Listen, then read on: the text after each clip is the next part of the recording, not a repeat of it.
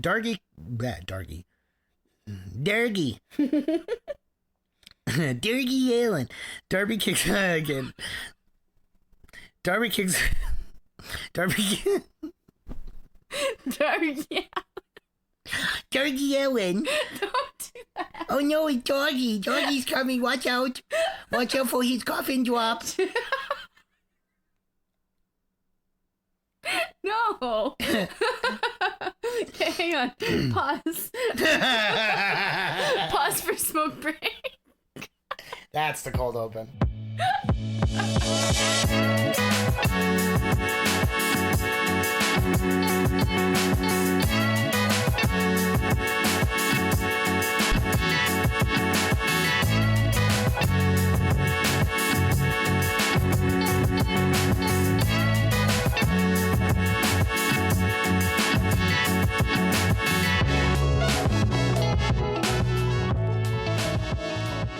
Hello, people of Earth, and welcome to Wanna Watch AEW, where we ask, hey, you want to take a chair shot to the head? Oh, good morning. That'll wake me the fuck up. Hey, do you want to watch AEW? Fuck yeah. I am, as ever, your host, Ramin, and across from me is... Callie. How are you doing, my dear? Oh my god, I'm so awesome. Yeah, are you excited? I'm not taking a chair shot to the head. That's true, yes, no. That's only for God, apparently. All right, so you ready to talk about our second episode of Dynamite? Yes, here we are. Yeah. But before we get into it... Yes, let's do some BTE recap. Previously on Being the Elite. Ooh. This week on BTE, there was some funny segments, but relevant to the episode. It starts with a comedy segment with Rick Knox using some, I don't know what those stretch bands are.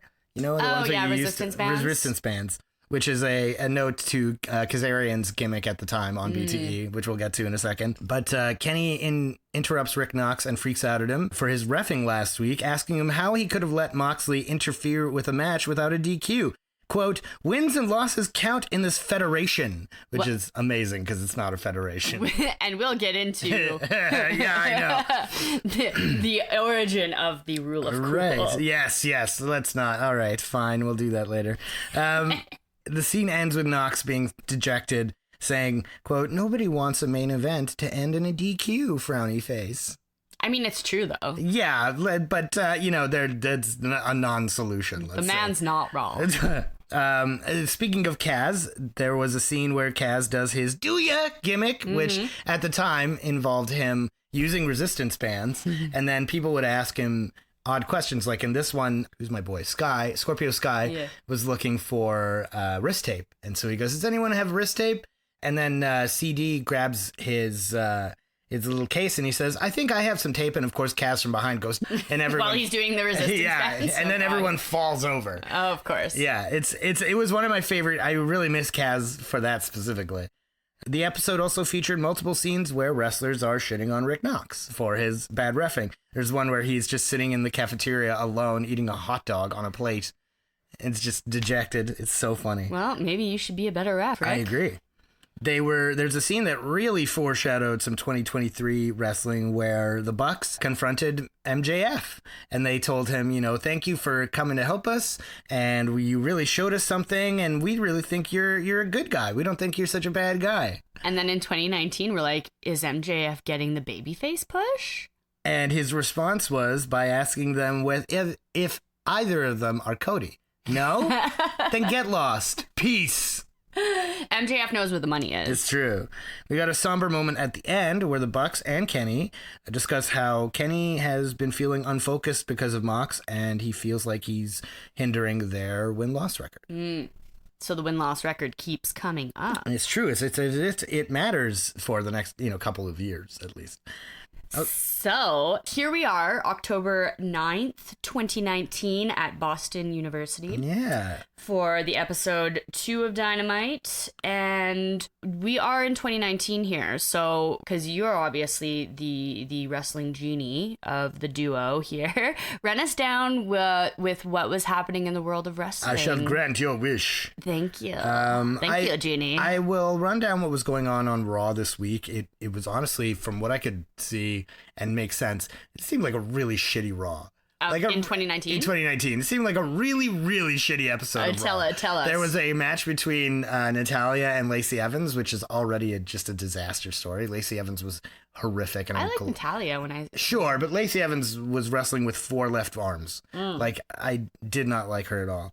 There was a pull-apart brawl between boxer Tyson Fury and Braun Strowman, a match which I don't think ever actually happened, but I could be wrong. Tyson Fury is a boxer by trade? Yes. All right. And then I was reminded horrifically of the worst Miro/Rusev storyline where Bobby Lashley and Lana are having an affair with Rusev. What? Yeah. Is it like, it's like a love triangle? No. They like hardcore made out in the middle of the ring and like... Poor Rusev / Miro. It's so awful. So in this week's, we had Bobby Lashley and Lana taunting Rusev from his bedroom. That's wrestling. That's not even like a fun cringe. No, it's Vince cringe. Infidelity. I know. It's just Vince cringe. Well, whatever. Let's get into Dynamite because yes, you know the what? better wrestling. We open the show once again with the voice of JR, thanking us for welcoming him into our prefecture. He runs down the card for tonight. There will be a women's tag match, a Cracker versus Crackerjack match, which is Darby versus Jimmy Havoc. You know what? I said that, but ladies and gentlemen, I was turned around by Jimmy Havoc in this match. So we will talk about that later. I have very positive things to say about him. Very positive things it's to true. say. Good. Moxley versus Spears tonight. The big debut. And then the tag team tourney gets kicked off with Bucks versus Private Party. And to finish the show, we'll have Hangman and Dustin Rhodes versus Jericho and Sammy.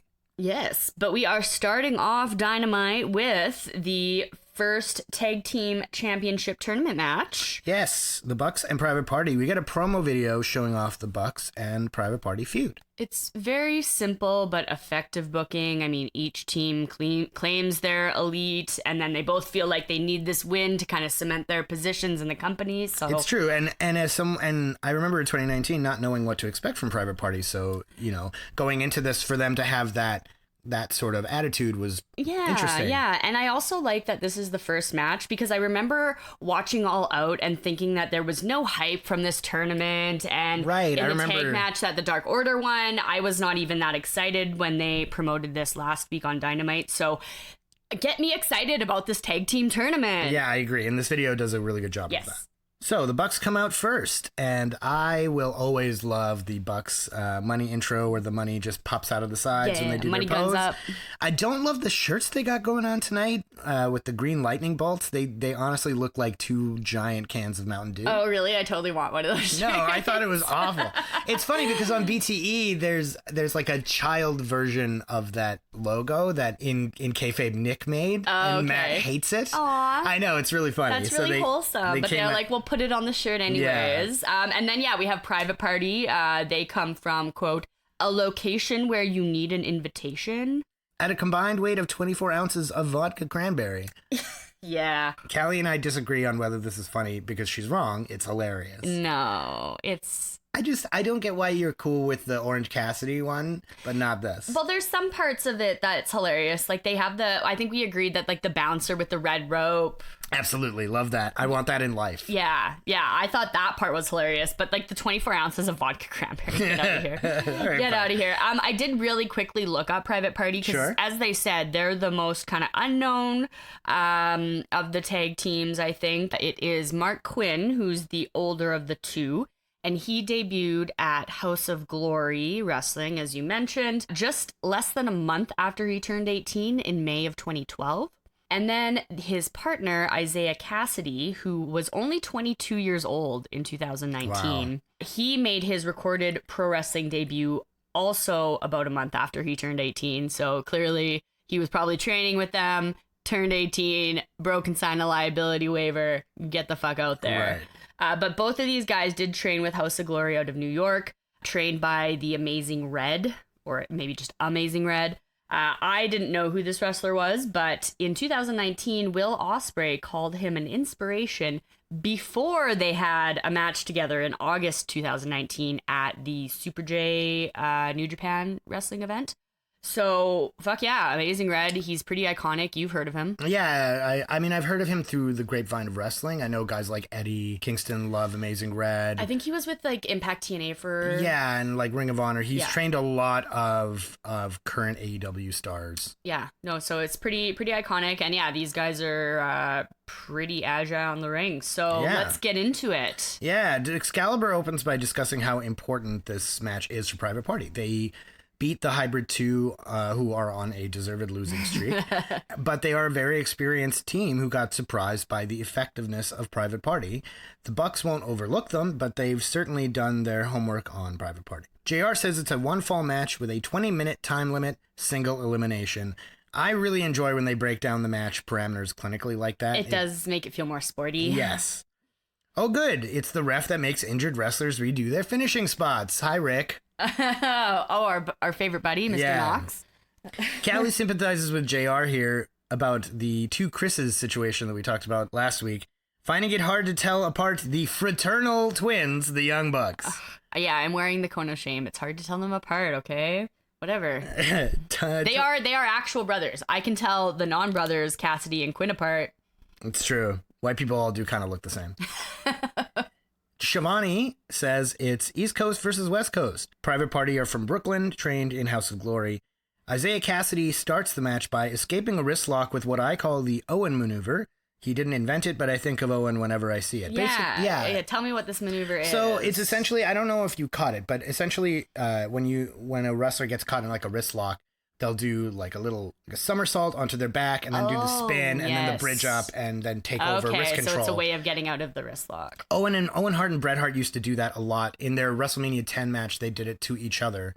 So I tend to call it the Owen maneuver. Well, Cassidy's still in the ring and he escapes a side headlock, ducks a super kick, and then avoids a second super kick by holding the ropes, and then a third by catching the foot of Nick Jackson. Yeah, really great sequence. Mm-hmm. Nick responds to this by smacking him in the face for his efforts, showing no respect. The Bucks heat things up on Cassidy, isolating him. Nick drops Marcus to the floor, and then they get a gutbuster neckbreaker combo on Cassidy. Cassidy slips out of a double suplex, tossing Matt to the outside. He ducks a clothesline from Nick, but misses a baseball slide to Matt. Yeah. Matt throws him on the apron, where he gives Nick an enziguri and then moonsaults Matt to the outside. So cool. And then he finally gets the flying hot tag to Quinn, who gives multiple moonsaults and a tope con helios to Matt and Nick.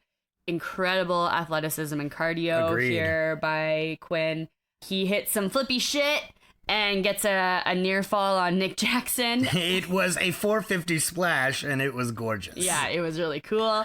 Private Party chants start to gain ground in the crowd, but the Bucks cut that off by starting a super kick party on both. So party v party, y'all.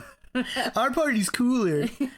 Matt tries to give Cassidy a sunset bomb on the outside, which gets blocked. But Matt then picks him up off the apron and powerbombs him onto the ramp. Ouch. Why? Yeah. Because wrestling, that's why. I guess. The Bucks give Quinn a powerbomb blockbuster combo, which Excalibur actually calls correctly this time. We'll see later in the show. Before putting him in a sharpshooter, but Quinn was too close to the ropes for that to be effective. Yeah, he breaks that hold pretty easily. The fans are chanting, "This is awesome," as the Bucks are isolating Quinn in their corner. Cassidy is still like splattered out on the ramp, all fucked up. Keep in mind, we are 13 minutes into this television program, and I'm already winded. It's been super high energy. I'm so excited about the tag team tournament right now. The Bucks slow down the pace here, though, really working on Quinn with double team moves. Repeated tags, cutting off Quinn whenever he tries to mount a comeback, giving him a monkey flip and Zagiri foot stomp combo. Yeah, I love this determination as he's like kicking out of all these pin attempts and like the Young Bucks are beating hard on him. Agreed. Quinn rolls across the ring for a tag, but Nick is around the other side of the ring, pulls Cassidy off the apron. It gives the Bucks a chance at another near fall after Matt spears Quinn and keeps beating on him just relentlessly. Yeah, they're really taking control here. Matt now jaw-jacks with Quinn, berating him while he beats him down. The Bucks are really playing up their egos in these first few episodes. Yeah. They kind of have the heel thing going on. Totally. Cassidy finally gets the tag, and Quinn fights through a hurt back to give the Bucks a double Hurricane Rana. As the 10-minute warning hits the PA, Private Party try to give Matt the silly string, but Matt catches Cassidy in his rolling Northern Lights trio before also catching Quinn and giving them both a double Northern Lights for a bridging 2 counts. Yes, and then Matt gets a sharpshooter on Cassidy as Nick on the outside of the ring is trying to kick Quinn's head off. Cassidy's trying to fight towards the rope, but he gets caught with a face buster by Nick. Out of nowhere, by the way. Yeah, it was real sneaky. And then Matt wrenches back, but Cassidy still fights through and he gets to the ropes. Oh, such resilience. I was so excited for this. Private Party definitely looks less experienced, but not less ready for the spotlight. Right? Exactly. That's what I was thinking too. Quinn hits a blind tag on Cassidy, who gives Matt a poison Hurricane Rana. Then they hit the gin and juice Hurricane Rana cutter combo on Nick, who rolls out of the ring. Quinn then goes up for an incredible shooting star for 2.9. Yeah. It honestly was like picture perfect. Yeah, it was, I thought it was the end of the match. Yeah, I actually thought this was the finish. I was convinced. Quinn doesn't relent when Matt kicks out, but Matt grabs his wrist and pops him up into a tombstone position for the Meltzer driver. As Nick goes up, Cassidy grabs him off the apron and Quinn rolls up Matt for the 3. Woo! 3 count Private Party. We got an unexpected underdog win, but that was like such an exciting high energy tag team match. Like, what a way to start this episode. Agreed. Loved it. Totally. It was a fast paced, like really unrelenting match that showed off each of the team's distinct movesets and attitudes. Much like last week with Sammy, the show opens by highlighting young unheard ofs. Yeah. Who light up the crowd and get them chanting for them just through their sheer athleticism. Yeah, and the crowd was super excited for this too. There's a lot of great psychology in this match. Also, there's some subtle things. One I really liked that really stood out to me was the fact that earlier in the match, when they were trying to get a hot tag, the Bucks pulled Quinn off the apron to prevent it. And then at the end of the match, Cassidy pulls Nick off the apron to prevent them from to help them get the win. I love that. Right? So it's like this little That's subtlety of being like, we are on your level. We just don't have, we're not there yet. Yeah, but right? you still got the underdog win. Like, we used your strategy to beat you. We are as smart as you, even if we are not as experienced. I love that psychology. Yeah, really good. Yeah. No, and then, so we're all hyped, so we get a little promo spot to cool us down a little bit here. Le Champion. Le Champignon. Chris Jericho comes out with this gorgeous title and a posse of dudes. He's wearing a really sick blazer, though, so he's the pimp of this posse for sure. Callie calls him Helico, which sounds like his lucha persona.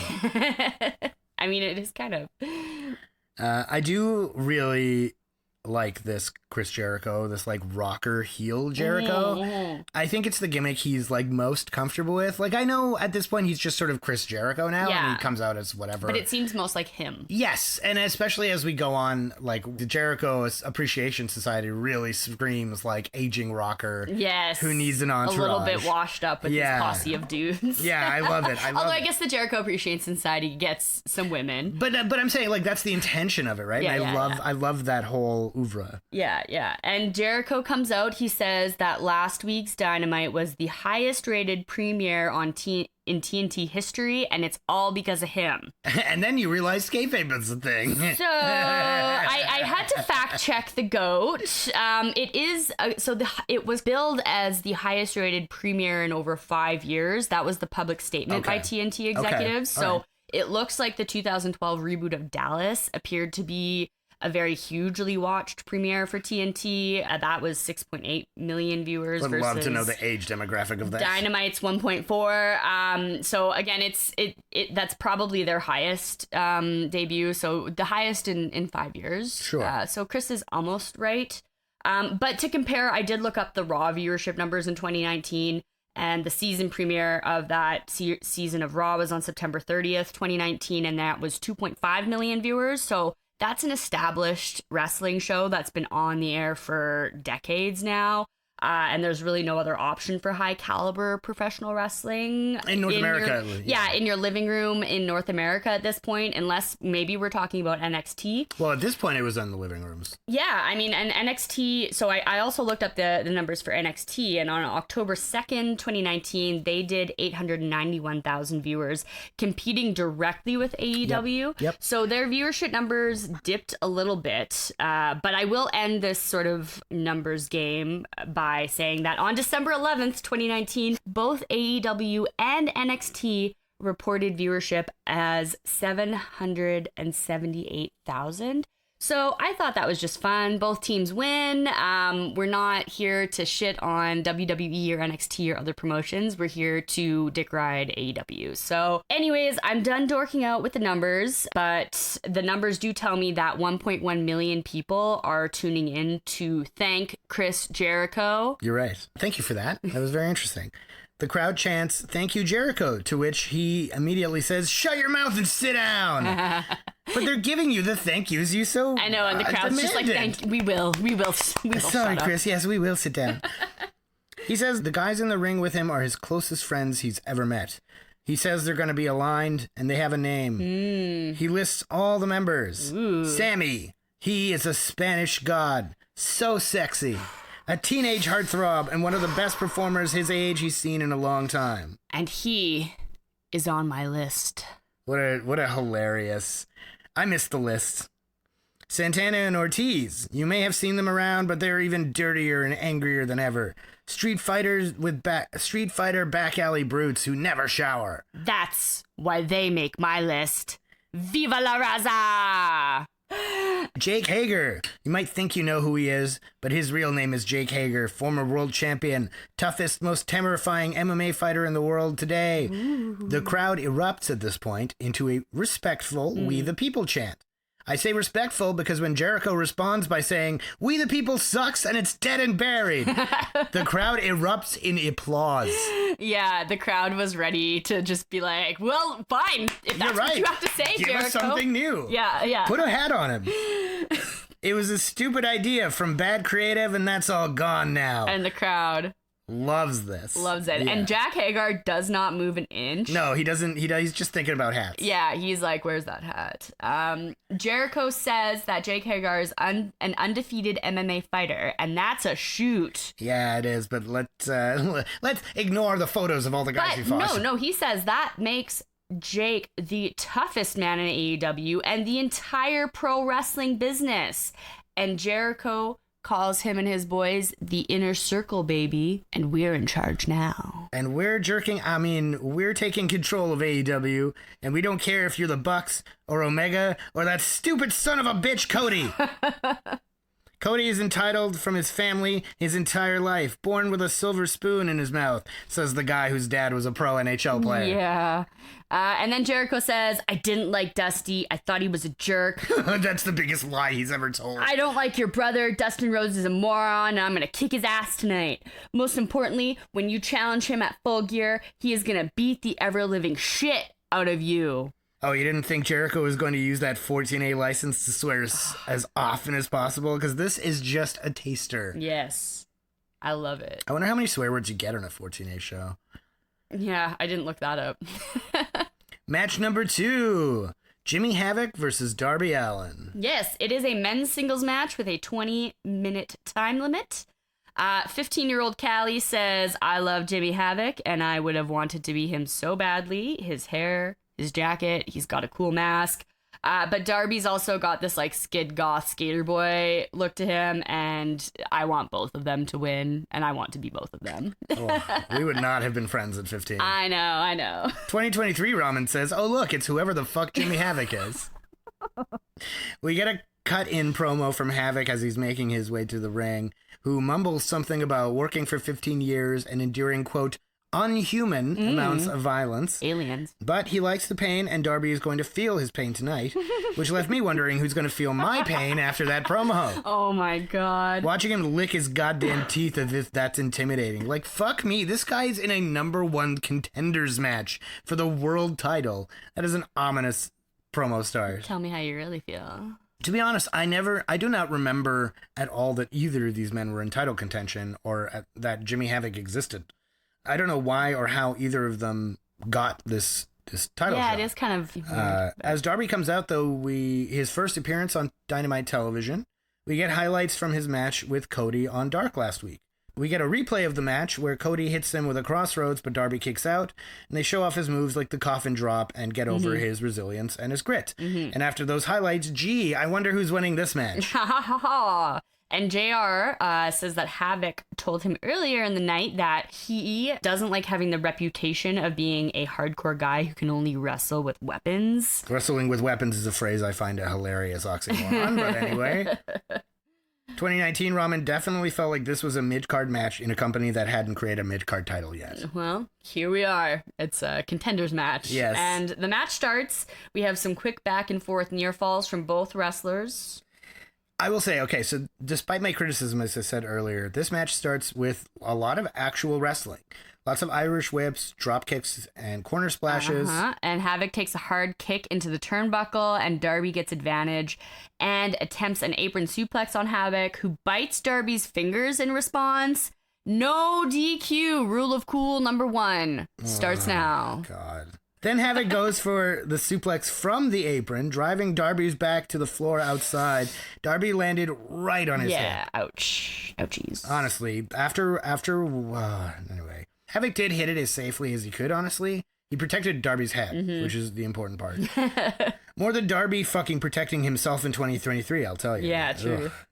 I actually like this showing from Havoc.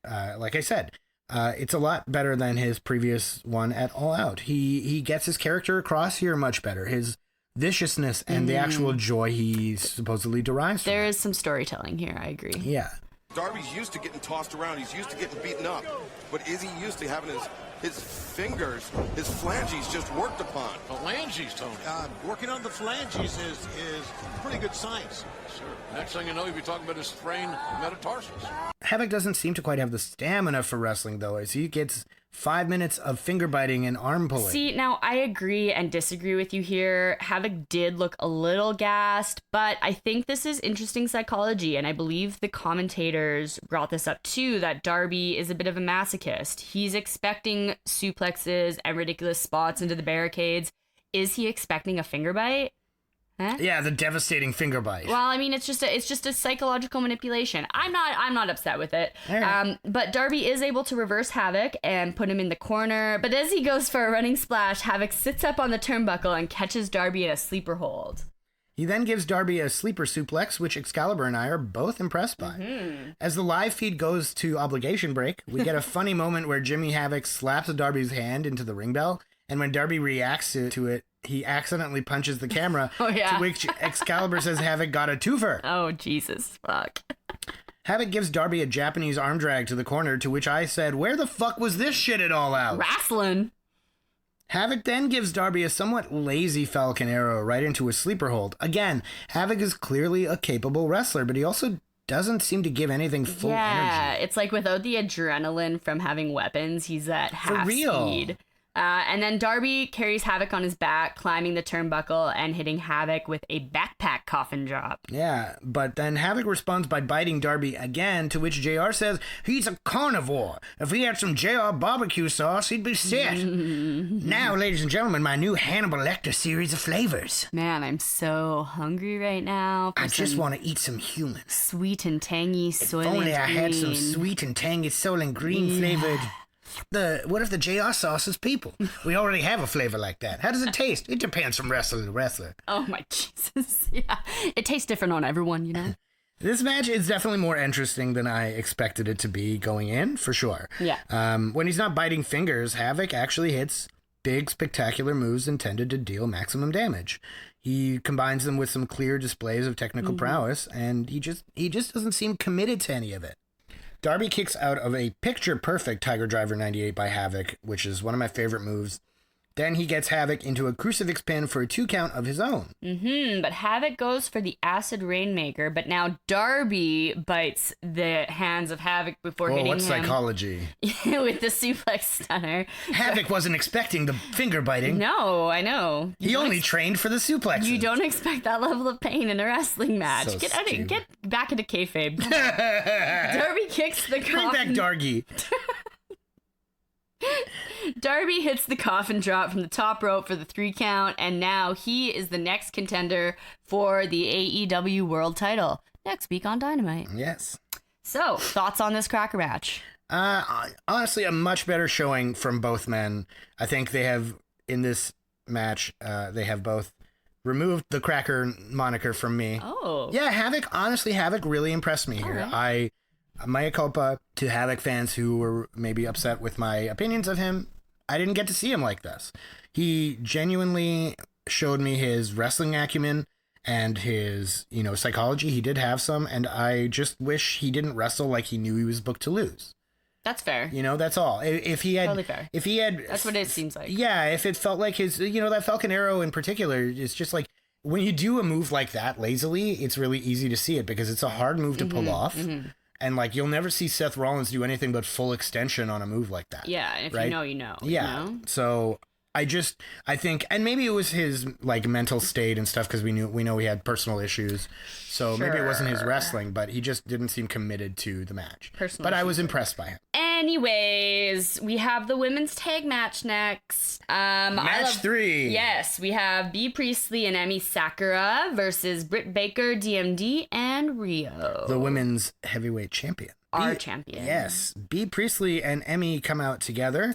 They have a really funny... You loved Emi's outfit here. Oh, I have a deep diving coming on Emi Sakura. So just talk about her outfit here for a second. Yeah, I mean, Emi comes out looking legendary in her Queen homage getup. It's a yellow military-inspired jacket. She's got the microphone prop that she's waving around. Like Freddie Mercury style. Yes, exactly. There's a funny moment, actually, between Emi and Bea where Bea goes up to the turnbuckle to do her taunt or whatever, and then Emi is actually on the apron underneath her holding the mic up to her face, but Bea doesn't realize it at first, and so she turns down and sees the mic and she goes, "Get that mic out of my face." I thought it was funny. I love the props. It was great. It was really funny. But Emi Motokawa. Yeah, I'm very excited to hear about this deep dive of yours. As a disclaimer, I know fuck all about Joshi wrestling other than it is generally the most badass women's wrestling in the world. 1000%. And I, like Kenny Omega, Lord of the Turnbuckles, God among ants, blessed be his name. I am a big fan of women's wrestling. I don't watch a lot of anime or speak Japanese, so forgive my white as fuck attempts at some of the names here, but I learned my passion at the good old-fashioned school of Gaijin marks. So, Emi, my cherry blossom, she debuted in 1995 when she was 18 years old. She trained with the then Babe Promotion International Wrestling Association, or IWA Japan. That was formed in 1994, and then ended, I believe, 2014.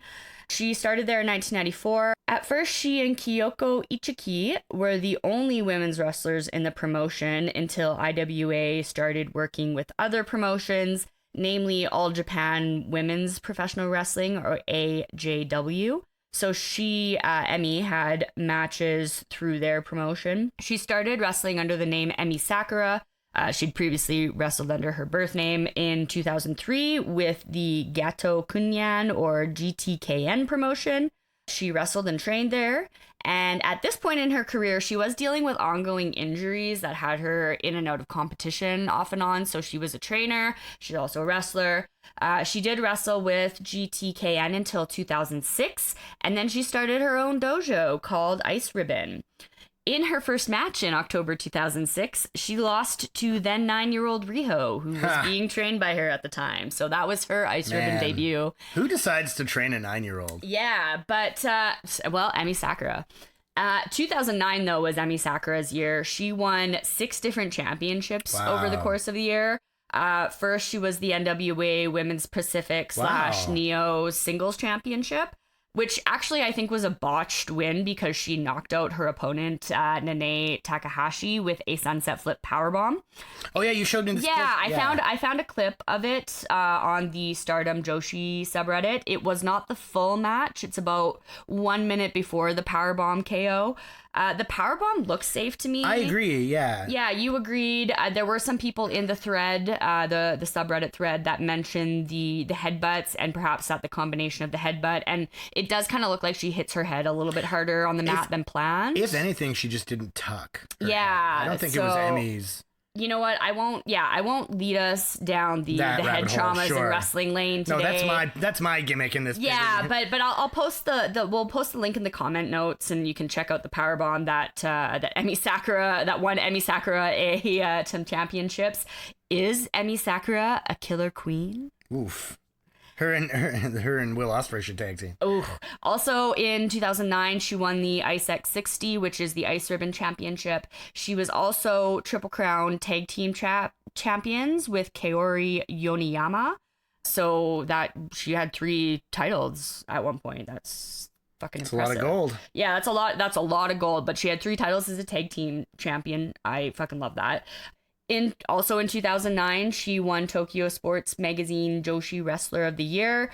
Also 3 awards from Nikkan Sports, Best Bout, Best Tag Team, and the MVP award. She's the female Kenny Omega. Rightly fucking so. So she held several titles while she was with Ice Ribbon. Again, the Ice X60 Championship twice. She held the Tag Team Championship 5 times, and every time was with a different partner. So she was basically the tag team champion. This is how you run a promotion. You put yourself and everyone else over. She has famously trained other Joshi wrestlers like Mayako Matsumoto, Tsukushi Haruka, again apologizing, and Hikaru Shida. You did all of those pretty well. Oh, thank you. See, I'm glad I allowed you into my prefecture.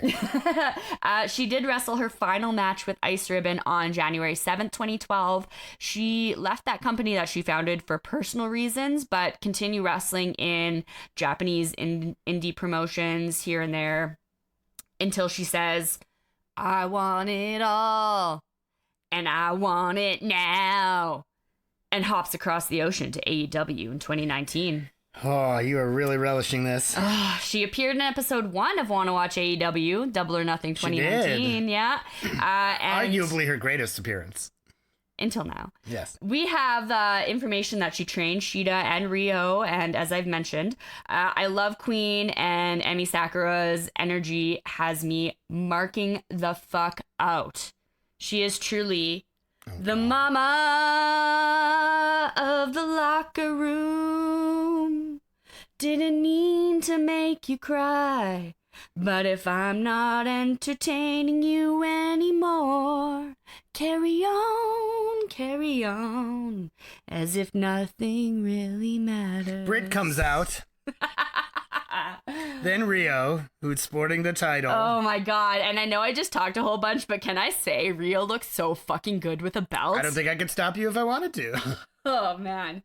I swear she's the only person who can make that title look large. Yeah, and you know what? Her satin gear that I've kind of had a problem with just looks so great with the belt. Like, I love it. Britt That's Baker fair. looks fucking sharp as hell too. Okay, you can talk about all the outfits, but talking about Britt, I think we need to come up with a way to like rank fake tan levels, because I think Britt is definitely at the Kramer tanning with butter level of tan. It looks bad. Anyways, the match starts.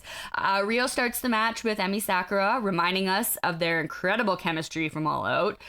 We get very early Rio chants from the crowd. Clearly, our champ is over, which is and great. I love to see it. Yeah. I love to see it.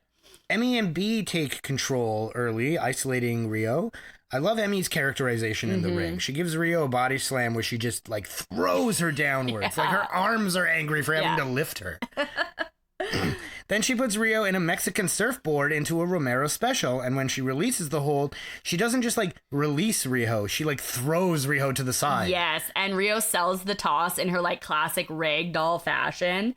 And meanwhile, on the outside, B goes after Britt, throwing her into the barricade. But Britt comes back with a Thez press takedown, and Emi Sakura leaves the ring to break this up. Meanwhile, Rio gets a nice crossbody splash on Emi and B outside the ring. Yeah, it was great. Aubrey should be counting them to 10 at this point because they're all on the outside, but she just doesn't. And JR says she's using her discretion. Some referees have no common sense. Rule of cool number 2. Yeah, meanwhile, B and Emi double suplex Britt on the outside with a huge assist from Aubrey's discretion and or common sense. Thanks, girl. Yeah. There's a cool spot during the obligation break where B jumps up from the bottom rope to the top turnbuckle, then hits Britt with a double stomp on the back. It's something you see like Commander do or something. B is really impressive. 2019 Ramen remembers really enjoying her in this match. Yeah, it was good. B goes for a shoulder capture suplex. Swoon. Britt tries to fight out of it, but B finally struggles through it and gets it with a bridge for a near fall. Yes, and then Emi Sakura gets into the ring and Britt is on her knees. So Emmy and B get stereo kicks on her, and then Emmy Sakura immediately goes to beat on Rio on the corner apron and tire her out a bit.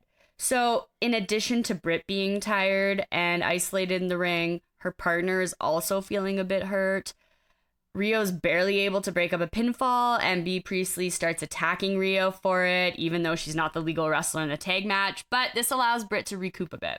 Yeah, and at one point, Bea and Baker are on the opposite corners, getting up and looking at each other like they're going to charge up and at each other, but the crowd doesn't really follow along with them, so there isn't as much of a crescendo when they get to the hockey fight part. Yeah, Britt does land a nice DDT on Bea and goes for a pinfall, but Emmy Sakura is able to break it up. Emmy drags Bea to the corner for a tag while getting the crowd to clap for her, which they sandbag. Yeah. It's really funny because she's just like dragging Bea to the corner and also like stomping her feet to get the clap going. And you know what? I love Emmy Sakura for doing that. It's like, you're right, but you're still an asshole level of heel move, like mixed with mom energy. Right, yeah. Yeah, like as mentioned in the deep dive, she is a very esteemed tag team wrestler, and this stuff like this is indicative of her experience. That's a good point. I didn't put that together at the time. Yeah. Emmy Sakura is now the legal wrestler, and she hits Britt with a Vader bomb for a 2 count. Is that what that's called now, a Vader bomb? That is so cool. That is. They were going to call it the Leon White bomb. It didn't quite work as That well. is so cool. In the ring, Britt reverses a Tiger Driver into a slightly awkward stunner, then a swinging neckbreaker for 2. Britt still needs to work on her polish. Yeah.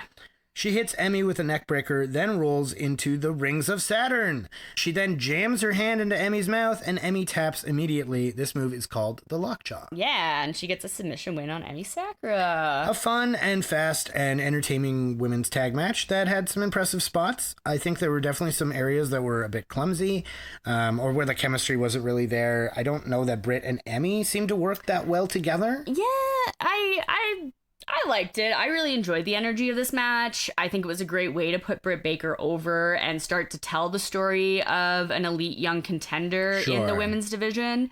And putting women over is what Emmy Sakura seems to love to do. So I'm fucking here for it. That's a great point. Great match for me. I love women's wrestling. And to your point, despite there being no real stakes, I was sports entertained. After the match, Bea and Britt do beak at each other and almost get it on before Aubrey separates them. That is a feud I'd be really interested in seeing. Right? Are we going to see that future Dynamites? I don't remember, which probably means no. Okay. But I could be wrong. All right. Maybe I'll check out Bea Priestley if she's on the next episode and see. She is in NXT right now. Oh, interesting. Yeah. Interesting. Rabbit hole. We get a really weird promo package where 2 sexually ambiguous lumberjacks in Canadian tuxedos hug. Yeah. Callie says she was so confused, thought it was a shoot commercial. Yeah, like men can and should hug each other, just not while wearing Canadian tuxedos. It's tacky. Especially one with like cut off sleeves. So tacky. We then cut to the crowd where the best friends are, coincidentally, getting interviewed. Chug says it's the best video he's ever seen. Disagree, Chuck. But you do you. They respond to the question of how they're feeling going into their match with SCU next week by saying they should ask Orange Cassidy, who is seated and says nothing. Great talk. Meh. Yeah, let's really build up that tag tournament, guys. They already did that in the first match. I mean, I'm just saying it's no wonder it took me 4 years to get onto the Orange Cassidy train. He's just all right. Match 4, Sean Spears versus Jon Moxley. The lights suddenly turn off as we go into Sean Spears' intro. I do like this whole like flash dance seated spotlight thing he's got going on. Big fan. Yeah, and he's with his manager, Tully Blanchard. It's true. And as we come back from commercial obligation, unexpectedly, Pac shows up for commentary. Okay, I am so glad the Pac showed up on this Dynamite because I have a very small story to tell you as an addendum to the one I told you last week about how he was undervalued by WWE. Sure, share with the class. One of the things that drew him away from WWE, Vince wanted to make him have a gimmick where he was like a childhood superhero.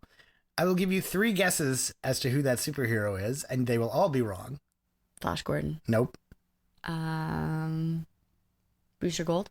Nope. I'm trying to think of like obscure ones or obscure. But he's ones. a tiny man. Remember, Vince thinks he's small. Oh, Ant-Man. Nope. Shit. That was 3. Mighty Mouse. Oh, fuck me. And like, Are you not kidding? even in a way that's like we want you in a costume. Because remember when he first debuted as Neville, he had the cape and everything, right? Yeah. So it's like, oh, I want you to be Mighty Mouse. I want you, because Vince loved Mighty Mouse as a child. But like, God forbid he knows how to like describe that. Fuck me. Yeah. I just thought. Well, that's an interesting story. Thank you. And it's a good little segue into what you might be talking about later here. Oh, yeah, that's a good. But well, first, I do want to say Moxley's intro video here, in my opinion, is just trash. But this does not temper my excitement. Jon Moxley's debuting on AEW. Fuck yeah. I am reminded by the intro of the viral marketing thing he was doing. The intro is a bit of a spin-off of a video he was doing on Twitter, which was directed by Nick Mondo, who did, I think, the first episode of Dynamite also. Yeah, you did show me the sort of indie promotion video he had. Yes, so I got it after, but like on my first watch, I was like, what the fuck? Sure. Right? In the video, he's like breaking out of prison. Yeah, and then Mox's hoodie says unscripted Mox violence. So I think that's part of the promo. But again, I thought I was missing a reference, and it seemed clunky. I didn't really like it, but the promo video was really cool, and Jon Moxley's a fucking badass. Well, okay, and so to answer your question about why it says that, it's a good segue to finally talk about the Dean Ambrose, Jon Moxley leaving WWE. Yeah, because being unscripted and scripted was a frustration Moxley had built up over about the 6 years that he was really on top in the company. With WWE. With WWE, right. Yes. Moxley, sir, I guess I'll call him Ambrose while he's in the company to separate. Okay, that makes sense.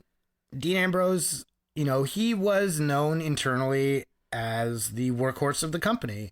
He would wrestle the most matches of anyone in the company every year after year, and never really notice it. He almost never got injured. He never got sick. He was there, when CM Punk left, he was kind of put in a spot. Old Faithful. Yeah, Old Faithful. But he also never really acknowledged internally what doing that over a 6-year period will do to your body. And in the meantime, outside of being a member of the Shield, which gave him immediate clout. Right, and that was what, I was like, I love Dean Ambrose. Right, exactly. As a member of the Shield. And me too, and I remember always thinking, this guy has an amazing, vicious, animalistic heel run in him that never happened. Yeah, when the Shield, he was my second favorite member of the Shield, and when... He was my number one. When they broke... Yeah, and for a lot of people, he was. But I'm just a filthy Seth Rollins. Oh, he's amazing. So, but yeah, I was kind of wondering what was going to happen with him, but that's I kind of stopped paying attention. So sure, but you're telling me he had some fucking terrible storylines. Oh, just horrific. I don't even remember who some of them were against, but he had one where he came down to the ring with a hot dog cart and threw mustard at someone and stuff, and he had a hilariously bad storyline with AJ Styles and that Ellsworth guy. He maimed a doll of Seth with a hammer in the middle of the ring, which was weird. He had one amazing WWE promo against Seth where he basically said everything I'm saying, which is that he was the workhorse and he has been the backbone of this industry for a long time, and now everybody knows it. Yeah, and that's when Seth was kind of being pushed by the Authority and stuff, right? No, it was well, I think it was near the end of that. Okay. I always felt like he had this sort of caged animal energy, but it just never came out. And so when Moxley left WWE, he didn't say a lot. All of this stuff is information we all gain afterwards once he's left the company. Sure. And he joins AEW. He does a podcast with Jericho he does an episode on Jericho's podcast, and he tells this story. So, over the 6 years, he had these terrible storylines, and he would do things like constantly having to fight Vince's stupid ideas. So there would be things that Vince would want him to say and he wouldn't want to say it. And so he'd have to go to the writer and be like, let's rewrite it this way, but hide these certain nouns, because if you give Vince a noun, it's likely he'll turn it into a prop. Yeah. When you were listening to that, I giggled at that. And so Vince loves nouns. Yeah, Vince loves nouns. And so, he'd find himself yelling at the writers, being like, why do I work here? I'm a professional wrestler who's not being trusted to do his own thing and know who his character is. Yeah, so he had very little, if any, creative control over the character he is supposed to play. Totally. And then he gets a tricep tear. Yo. Tears 50% of the tendon right from the bone. Ouch. He's out for 9 months. At that point, he had done the most matches, as I said, annually of anyone in the company at the time. Just kept grinding himself until his body broke apart. When he's in recovery, he says he checks out mentally from wrestling and, just starts doing rehab. Yeah. Because he hadn't had a break. Wrestling doesn't bring him joy. Well, it did, right? But he hadn't had a break in forever. He was constantly fighting. He was just exhausted mentally and physically by having to fight. I think that would happen to anybody if you don't have a break. Right? 100%. Especially if you're also mentally fighting your bosses to do what you think is good. Sure. So during recovery, he realizes that he's not looking forward to returning to WWE. He misses wrestling, but he doesn't miss the company. His friends would be telling him stories about like indie matches and going here and there, and he would get the sense of like, oh, I wish I could come with you. Like, yeah, can I get booked? Yeah, and so he didn't really want to go back. Meanwhile, he also got a staph infection during this recovery period that almost killed him. Jesus. Yeah, he was on antibiotics for months that made him sick and just like puking and diarrhea and just like terrible. awful, right? Awful. And like I've been through that. It's horrific. Yeah, staph infection's no fucking joke. No joke at all. And so, during all this, he's like, I don't want to come back to the company, but there's a heel turn coming. Maybe that'll be the thing. Sure. Maybe that will be what makes it fun what? again. And you know what? For a lot of people, or a lot of wrestlers, I'll say, sometimes the heel thing comes naturally in, and Moxley or Ambrose has that heel energy, right? 100%. So it makes sense. And he's a fucking worker, right? He's not going to just bitch out and refuse to wrestle. He's gonna keep fulfilling his contract. So heel turn. I like the optimism that Moxley's showing us. Well, hold on there. So the heel turn, I also was excited for the heel turn. Sure. Keep in mind, because he didn't come back as a heel immediately, right? But he knew it was coming. I knew like what else are they going to do with him? The Smarks knew it was coming. And he comes back. He's ripped. He's got less hair. He has this awesome furry jacket, and he looked badass. Sure. So he comes back, and the night he turns heel is the exact same night that Roman Reigns comes out to the ring and in shoot announces he has always been struggling with leukemia and it is now recurred. Okay. So he goes off TV. Right. And I remember actually hearing about that in mainstream media because I don't think I was following WWE at that point. But I remember hearing about that and I'm like, oh, fuck, that's shitty. And then the same night he turns heel on Seth. Yeah. Massive mistake. Like, because the crowd was already like so sad. Sure. And like then the other two guys of the Shield are fucking around and fighting each other. Again, now that they have finally Wouldn't that bring a lot of heel heat onto Ambrose though? Not the right kind. Right? That's not heat. That's just like that's just like, you fucking asshole. We actually cringe. hate you. Yeah, it's cringe. It's not kayfabe heat. It's and like he didn't want to heat. do it, right? And it gets worse as we go into what the heel gimmick is, because I think Vince saw that caged animal thing in Ambrose as like wackiness, goofiness, whatever. He's different. He's strange. So he made him wacky with the hot dog cart and the Ellsworth stuff, and like. I didn't hate that because wacky characters work when you're a face. Sure. Like the Hurricane, Mick Foley with Sacco, stuff like that. I love that. Cardi right? shit, man. But as a heel, if you're not likable, then wacky shit just makes you a dumbass. And it makes you an asshole. Yeah. And so he would come out with like... And people hate you for the wrong reasons. Yeah. So he tells this story about how, Vince wants him to say these stupid things that he doesn't go into detail of, but, Vince wants him to say, words that include the phrase pooper scooper and shit like that. And he's like, oh, I wouldn't come out here without a pooper scooper. What? Yeah. And so you're right. Yeah. And so Ambrose tells this story where he's like, listen, I'm working with the writer to be like, we gotta like take this line out and not let Vince see it, because if he does, he'll want me to hold one because it's a noun and it'll be a prop. Jesus fucking And so he spends all day doing that and does the promo. And then by the end of the day, he's also got to do another promo where he shits on Reigns' cancer. And he doesn't say what Vince told him to say because he doesn't want to like. He doesn't say that on the podcast. He doesn't say it. Did he do it the promo though? No. So he didn't Vince wanted him to do Vince it, wanted but he him didn't do it. Didn't do it. Because I'm assuming in shoot, but Roman Reigns is his fucking friend. Well, no, yeah, right. And it's also apparently was so bad that like he would have had to get like it would have risked him getting fired, apparently, some shit like that. Like he still hasn't said what it was, but it was like awful. Honestly, I admire that integrity. I do too. But in fighting all of that, he doesn't have the energy to fight another promo where Vince wants him in like the backstage doctor's room getting like vaccinations against all the like smelly, dirty people in the arena and shit. Right? Like just this corny 80s Which heel. is like, yeah, that's like really basic heel work. It's like it's oh, not- you and hate it's the not- fans who but it's paid also- to see you. But it's also like not the kind of heel he would be. Right? It's just like, this is like a wacky douchebag. This is not some wild animal. Yeah. Like, it's so weird, right? That's what you do with fucking Jon Moxley. Yeah, so he's constantly Jesus. fighting about it. Vince wants him to do that thing with Reigns, and so he's just counting down the days at this point, right? Sure. And there's more to this story. There's a lot more to this story. Listen to all the interviews that he does at the time, like between that and the Starrcade one. It's fascinating story. There's a line in here that I'll put the clip of because it always just shocks me. I knew I was leaving, but I was like pissed about it. I wasn't like excited to leave yet. I was like bitter about it because I'm like, I can't believe they're gonna make me leave. They're gonna make me walk away from all this money. I can't believe that. Can we not just write one good storyline?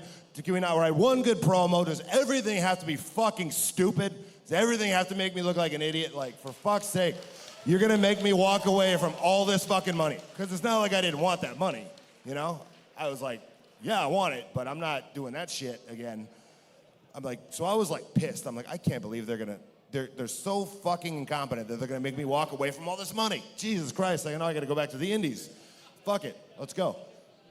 The last part I'll talk about on this is that he had a really weird exit from WWE, I will say. When he announced that he was leaving, the WWE actually put out like a press release. They put out like a statement being like, you know, this is mutual and we'll always love Jon Moxley for the work he's done for us and blah, blah, blah. Probably because they wanted to re-sign him, and Moxley was like, "Fuck that." I mean, I don't know. I've never seen them do this before. Like at that point, they do it a little more now because wrestling is Sure. even less kayfabe than it was before. But like, They probably knew that he was unhappy and wanted to. well, at this point, his contract was up. Like, Sure, but he wasn't going to the table and saying, what about a new contract, right? No, they So- apparently gave him a much better contract, and he said no. Yeah, so it's like at that point you gotta spin the narrative a bit to make it look like it was mutual. I guess. That makes sense to me from a PR perspective. But Sure. anyways, tell me about his weird exit. Yeah, from- so they put out the statement. Then his final night, they do what's called a curtain call. I don't know if you remember that story with Triple H and Shawn Michaels and Diesel when they were all So when Diesel and Razor were leaving in Madison Square Garden at the end of the show, Triple H came out and like said goodbye to them in front of the crowd, which at that time broke kayfabe. Sure. He got quote unquote punished for that. Really? For a few years, yeah, like That's when they went to WCW? Yes, when they When Diesel and Razor went to WCW. okay, yeah. So this was like a curtain call 2.0, where at the end of the Raw, Ambrose and Reigns and Rollins were in the middle of the ring and all said goodbye to the crowd together. Okay. So breaking kayfabe. Sure. Unlike anything WWE had ever done at the time. And yeah, I think your reasons make the most sense, that like they you know, the Shield is a big moneymaker for them in perpetuity. They want to hold on to his good graces. I also think there was an element of, well, maybe he'll go to this company, it'll suck, and he'll want to come back. Mm-hmm. Right, so let's be nice to him. Well, because when did he leave WWE? It wouldn't have been when AEW existed, because he signed with AEW right off the jump, and he was doing indie shit for a while, wasn't he? Not that long. It would have been like 2018? maybe 6 months. Yeah, okay, so maybe like early 2019. Yeah. Like I remember, like, from what I recall, him doing that Twitter video and him coming to AEW was a very short stint. Okay, interesting. Yeah. Interesting. So maybe he did have his kind of, what would you say, ears to the ground on what might have been happening in professional wrestling. Yeah, and he had a lot of friends in the indies and stuff. And so, yeah, so all of this is a long-winded story, and there is a lot more to this that I really recommend everybody look up, and maybe I'll put the links to those interviews. Yeah. And also, something I want to do is read Moxley's autobiography, because apparently it's very interesting and not a long read. So, but all of this to say that, you know, coming into AEW, Moxley is looking for some freedom, right? He's looking to be himself as a character. He's gone back to the indie character Jon Moxley that he always felt more attuned with, and well, let's see how he turns out in AEW. And it's very clear that, like, when wrestlers get to create their characters in through the lens of themselves, it makes for more passionate wrestlers. Absolutely. So that was fucking interesting. I'm so glad you finally got to tell that story because you've been teasing me with that. And it's so fascinating. It is really interesting. I do love that kind of sort of meta drama. I don't know if it's meta, but it's drama. From the sidelines. Totally. But yeah, so back to the match. Yes, there is a wrestling match going on. As Moxley comes out to the ramp, he is basically fucking Spears the whole way down, and the crowd goes insane for his intensity. Yes. Like they go as soon as Mox hits the ring, they go at each other immediately. Tully tries to intervene, and Mox headbutts him. Yeah, leave Tully alone, John. Leave Tully alone. Leave Tully alone. Callie and I had to pause early on to rewatch the beginning of this match because it was at this point that I realized how distracting Pac was on commentary. As much as I love him, this is absolutely the wrong place for him. This is Jon Moxley's first match in a new promotion after his highly publicized release. What the fuck is Pac doing here? I agree, but what I think is going on here is that there is limited TV time to tell a story. You gotta fit it in somewhere, and in the background, that's not really explained to the audience initially, Pac took Moxley's spot at the All Out pay-per-view against Kenny Omega. But they mentioned that at the pay-per-view. No, but they mentioned it at the pay-per-view, but when Pac comes out to watch Moxley's match, you're kind of like, why is he here? This doesn't make sense. Right. But Pac took Moxley's spot at the All Out pay-per-view against Kenny Omega, put God into a submission hold, and what he's saying is he thinks he saved Moxley's ass by taking his spot. I noted at some point that Pac explains that he thinks that with his 2-0 record that he should get a title match before Havoc or Darby Allin. And when he was saying that, I was like, he's got a point. Yeah, so I said that too, I think. Why are these two guys in the title contention? Yeah. And I'm just going to put all of my little talking points on his commentary right now because I was taking notes on this while you were calling the match. Thank you, by the way. Yeah, because we that's why we paused to kind of like sort that out. But about halfway through the match, Pac grills Tony Schiavone about the win-loss record and why does it matter if it doesn't mean anything. Pac says that in the last 2 years, he was only defeated once. So I'm going to have a Pac fact check. Pac facts. In 2018, he did go 4-0 in his singles matches. And it looks like all of his 6 losses in single matches in 2019 came when he was signed with AEW. So Pac spits facts and wanna watch AEW kayfabe. Callie wants him to be #1 contender right now. He's fucking strong, man. In 2019, his record was 36-2. I don't math, but that seems like a good win percentage overall. For the TV audience, honestly, though, I thought this was way too much going on for a segment where I just want to bask in Moxley's debut. Hard agree. Mox headbutts Spears, who responds by chopping him hard all around the ring. With each hit, Mox just like oozes this. Is that all you got? Yeah, it's kind of maniacal. I fucking love it. Yeah, it's great. To that point, he very quickly gets a corner 10-punch spot on Spears. 2019, Ramen thought that Mox was genuinely terrifying here, to be honest. He was fucking huge. He was fighting so angrily, his hits are fueled by what I can only categorize as savage force. Yes, and the crowd clearly agrees with you. They are hyped for Moxley very early on in this match. As Mox decimates Spears on the outside, Tully tries to help by grabbing him. DQ. Rule of cool number 3 is the classic Carney distraction technique, but it's a fruitless effort because Moxley's fucking relentless and Spears is fully fucked into the barricades. Fuck the tope count. It was at this point I decided we need a counter for every time an AEW ref refuses to call an obvious disqualification. And as I tell Callie this, she just yells, "Rule of cool!" at me. And that is the birth of the Wanna Watch AEW Rule of Cool count. As Mox rolls Spears into the ring, Spears guillotines him on the top rope. Tully then pushes Mox into the ring steps and finally giving Spears a moment of advantage. This match is not about any sort of technical proficiency, obviously. No. Mox and Spears are simply beating the piss out of each other. Tully does kind of give the energy of a grandpa yelling from the stands at their grandkids' Little League game. Yeah, he's like yelling at Spears, telling him to cover, like really giving me the enthusiasm. Which is like, why doesn't Spears know that? I know, but it's just kind of cute. After knocking him into the ring post, Spears hoists Mox up and gives him a Death Valley driver onto the barricade. I don't know how Mox's head didn't get fucked into the ground. Yeah, right? We come back from Obligation with Spears wrenching the leg of Mox into a single leg Boston Crab. Yeah, and during the commercial Obligation, Spears did get some near falls and plenty of chest chops around the ring, but Moxley is able to roll out of that single leg Boston Crab and kick Spears away. The fans cheer Mox as he breaks loose, and Spears kicks him to the outside and hits a tope suicida. Mox responds by rolling in the ring and hitting one of his own immediately, showing Spears that Mox has more in the tank than he does. Yeah, Mox then drills Spears right into the corner and gives him what Excalibur calls a violence party, which is a gimmick that I would have liked to have seen, like violence at the ringside. Yeah, but I don't want to see the bouncer at that party. Violence party, private party, super kick party. Like, this is a fucking party. I feel like that last one's already a violence party, but... True. Moxley hits It could be a trios. violence trio. I'm pretty sure that's Book it. Pretty sure that's Death Triangle. Moxley hits a running knee to the Temple of Spears for a 2.5, just as we hit the halfway point of the 20-minute time limit. We go into another mid-ring slugfest, trading chops, then strikes, then slaps before Moxley settles it with a hellacious lariat, as JR would say. Spears avoids the paradigm shift, which became the Death Rider eventually, and hits a Death Valley driver into a neck breaker. He goes for a TKO, but Mox counters into the paradigm shift for 3.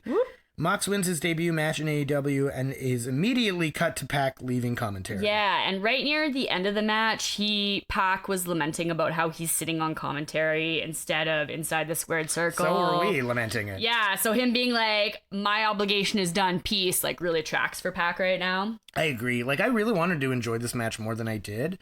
There were some fun, heated spots, and Mox looked like really ready to fight the whole world. Like, the people in the ring were great. Yes. Unfortunately, the involvement of Pax and Tully to a lesser degree distracted me from what should have been my singular focus, which was the debut of a major star and a huge acquisition. Yes. It's so weird. Like, people said this about the Jay White debut. I felt like they did a good job with Jay because now he was by himself at his debut, and I remember you marked the fuck out. Well, of course, because I love Jay White. I know. But people thought like he wasn't put in an immediate title run or whatever.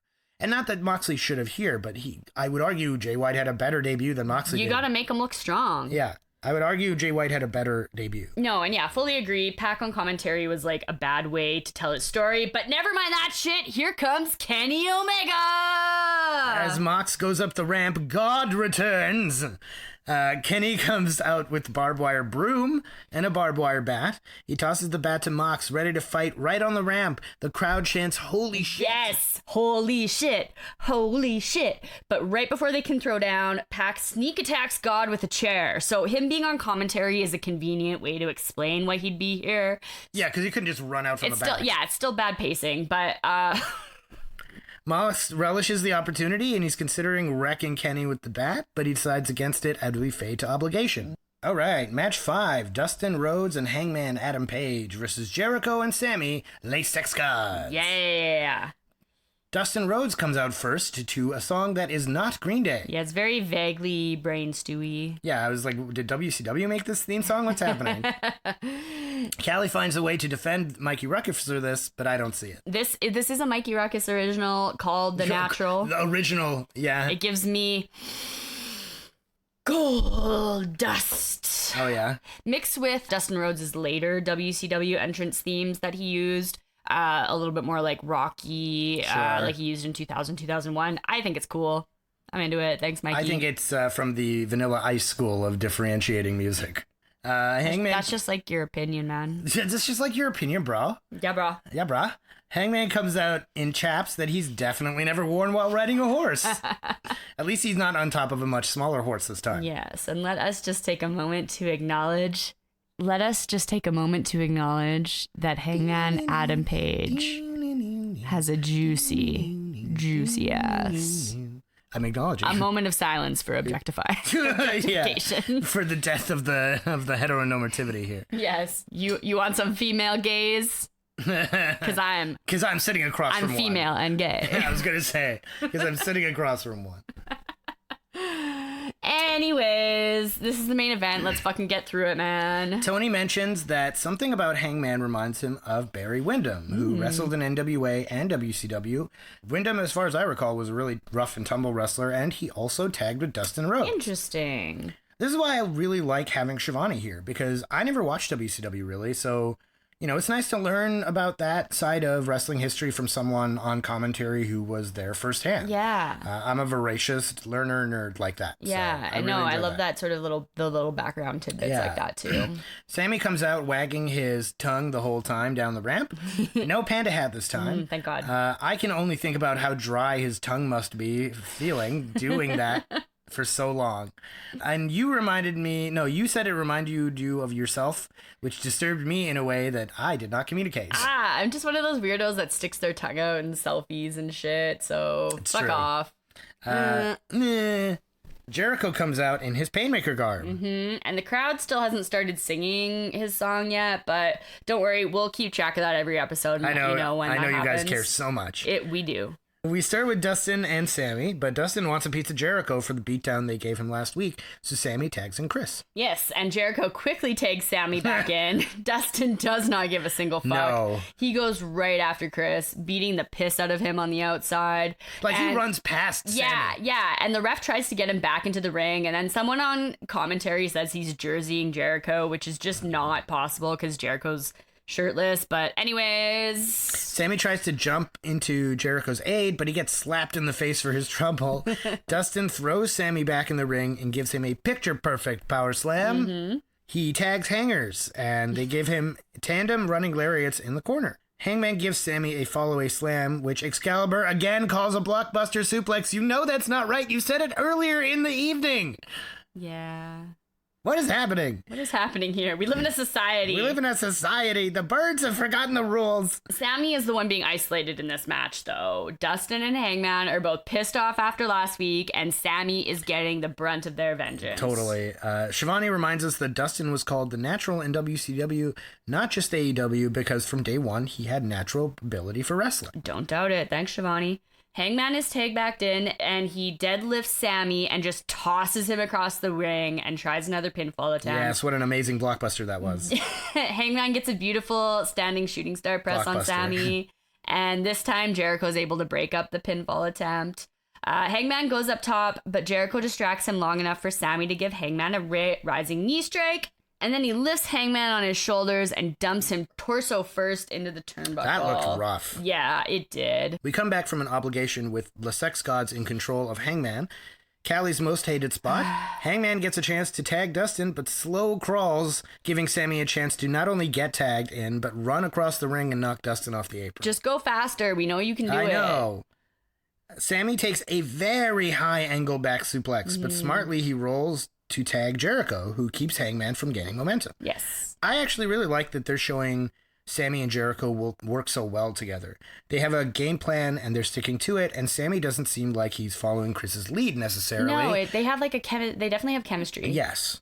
Hangman keeps fighting through, though, getting the knees up when Jericho goes for lion salt. Still amazing to do that at his age. Right.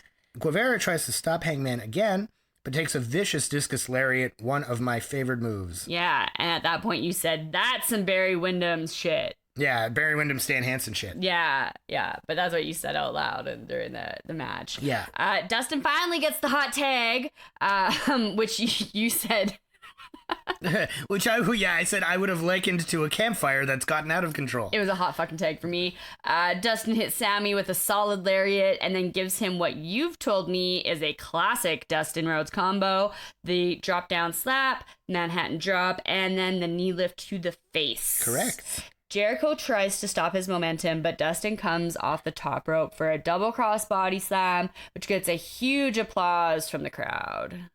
As Dustin throws Sammy out of the ring, we got some really sloppy camera work here. So what happens is that Hangman is climbing the top turnbuckle on the hard camera to give Sammy a moonsault on the outside. But what we see is the cameraman loses Hangman as he goes up for the turnbuckle and is desperately searching for him, who, although he's already clearly run past him. So by the time the cameraman switches to an angle that has Hangman's already on the ground.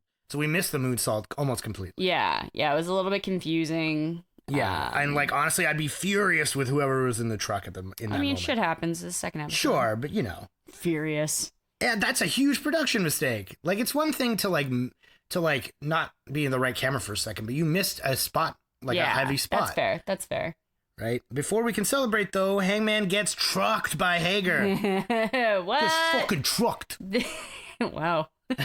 Coming from the streets. Wrong. Gets fucking trucked. Yes, and in the ring, Dustin sets up Jericho in the corner for the Shattered Dreams corner kick to the balls. Yikes. I've heard that hurts. Sammy goes for the save, but gets power slammed instead. Dustin hits Jericho with the Destroyer for a really, really close near fall. And then Jake Hager comes into the ring and trucks Dustin again while the ref is distracted. And then Jericho hits his finisher, the Judas effect, for the 3 count. And we have a dirty heel win on your main event. Yeah. What did you think of the match? I was excited. I mean, I thought it was a pretty fast-paced match. I was into it. I agree. It was a good main event. I was really surprised by how well Jericho. I was surprised the story wasn't so much about Sammy and Jericho learning to work together, but being surprisingly good. It was like it seemed like in a good way they were already kind of like had the chemistry of an established team. But that's not what the story's trying to tell. It's trying to tell the inner circle. Well, that's what I'm saying. It's like is like they're already a team, right? They're introduced. That's exactly. They don't need the sort of montage of like doo-doo-doo-doo. Yeah, sure, agreed. And the match shows that off, that like he picked these guys because he knew 110%. Yeah. Then after the match, the Inner Circle come down and beat up Hangman and Dustin before the lights turn off. The lights come back on and it's Cody. Whoa. Crossroads to Sammy. Cody undoes the cuffs of his collared shirt, which means he means business. Fuck yeah. But the Inner Circle fill the squared circle. And then we have Maxwell Jacob Friedman coming in with a chair to save his BFF Cody. The Inner Circle tries to talk Max into turning against Cody, and he doesn't. He hits the Inner Circle instead. He's been a face all along. Max takes a moment here to bask in the chants of the fans, which, little did we realize this was actually foreshadowing. Right? This is like a long game. Slow. Before Jericho sneaks in with a code breaker. Yeah. Callie chants, "Jera, no!" as Cody gets beat down. Jera, no, I think is better than Helico. I mean, they're both yours, so you... Jera, no. Jera, no. I think Helico. I think Helico is better. I know. Has Jericho ever done a lucha gimmick? But he should come out with a Helico. Then the Bucks come down, finally evening the odds. As both groups brawl, Jericho starts throwing chairs into the ring before walking up the ramp with his title.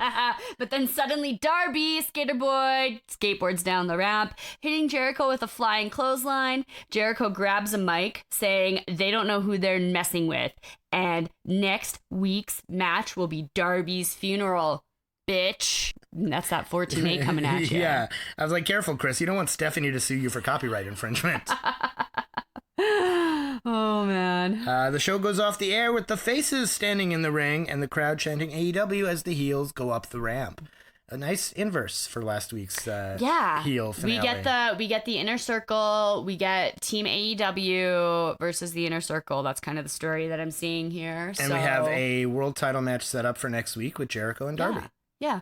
You know what? With the time that they had, I think we have a lot of good storytelling going on here. Like, there's meat. Yeah, I agree. There's a lot of meat on these bones. We got a lot of, characterization through Private Party, and also Sammy and Jericho together. Mm-hmm. I think that the Inner Circle is going to be something that you're going to be really entertained by, and it might also even make you look at Jericho now and be like, I kind of miss the Inner Circle, because they're really funny. They have some really great storylines. No, I'm really excited to see it because I do love Chris Jericho. I think he's the GOAT of wrestling. Yeah. But I'm really excited to see this storyline because watching him in 2023, and we might date it a little bit, but he's kind of about to do his little babyface turn. But I want to see his heel reign. Our champignon. The mushroom of AEW. Oh, God. I also like that. This is the thing I was telling you about it, like how BTE adds little things to the storylines. Yes. I really like the idea that like this thing between Kenny and Moxley is really consuming him, and it's taking him to a place that he's never really been. Like at this point in his career, he had never done a street fight. Yeah. Right. So really? yeah, I know. What? Yeah. he'd never really been, even as the cleaner, he was a technical wrestler. This is Okay. Kenny Omega, That right? makes sense, yeah. So, he's done ladder matches and things of that nature, but he's never really done like a full hardcore match. So him coming out with the broom and the, all that, and then plus the bit on BTE where he's like, I'm sorry that this is taking over my mind and costing us matches. It's nice little things that add to it. Yeah, like this is some dynamic storytelling. Yeah. So yeah, and we will go into our conclusion. Yeah.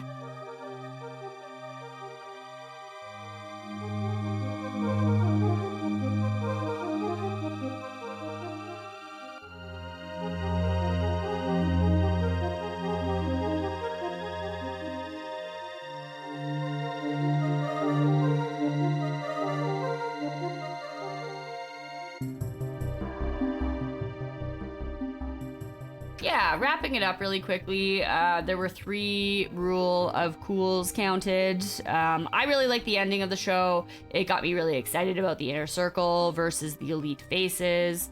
There's, of course, some growing pains that you saw. Yeah, with the camera and things like that. And also Jimmy Havoc's sort of uncommitted relationship with wrestling, apparently. Sure. I would say the first half of the show, I felt like was much more like last week, where they were telling character stories through wrestling. The women's match was really fun. Didn't have a lot of stakes, though, and I would have probably forgot about it the week after. It was a bit of a storyline match. I actually was most excited about the women's match, but I think maybe because I did my research on Emi Sakura, that I think was so like, too.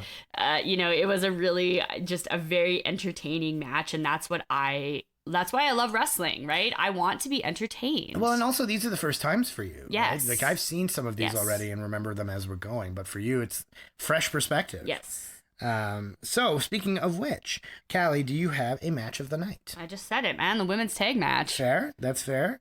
I would pick. I wish I could have said Moxley, honestly, but the Pac thing really got in the way. So I think I will give it to Bucks and Private Party. You men's tag match. Yeah, and I also tag match. I also think that Private Party are what we are going to call our Dynamite Diamonds of the week. Ooh, fuck yeah.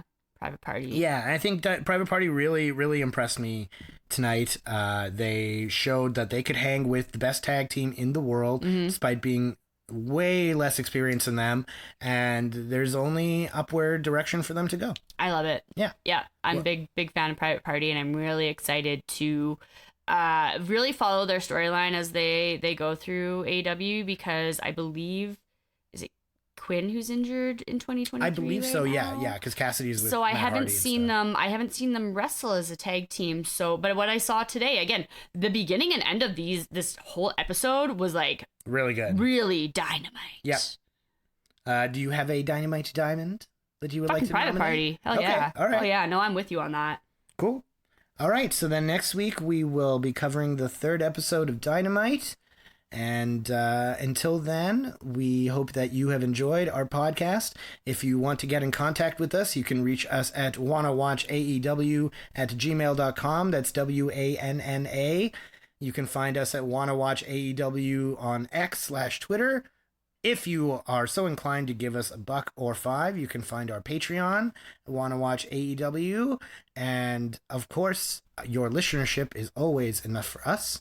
And if you can give us a rating or review on your podcast catcher of choice, that would be the best way that you could support us. Yes, we appreciate it if you've made it this far.